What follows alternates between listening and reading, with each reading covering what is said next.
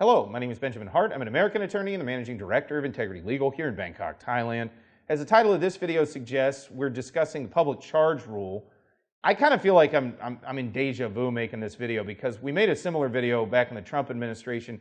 That administration brought out I hesitate to call it a similar rule to what's being promulgated now, because that was far more onerous, frankly, than what appears to be the case with respect to the new rule being rolled out, which appears to be coming about in the beginning of December of 2022.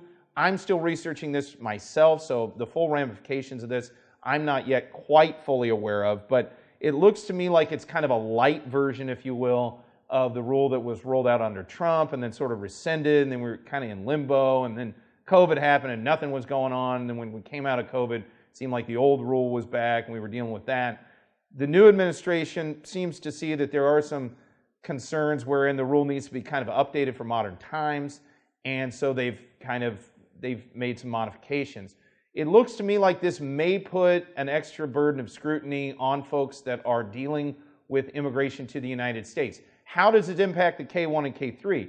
Probably not that directly, but indirectly it could. So K-1 visas, K-3 visas are generally sought at U.S. embassies outside the United States.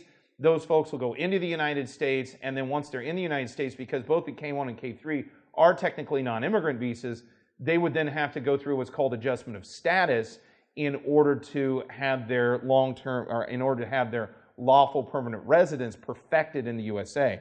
So to my mind, the implications of this are probably far more acute for those who are dealing with this inside the United States compared to those who will be dealing with this, compared to those who will be seeking K-1 or K-3 visas.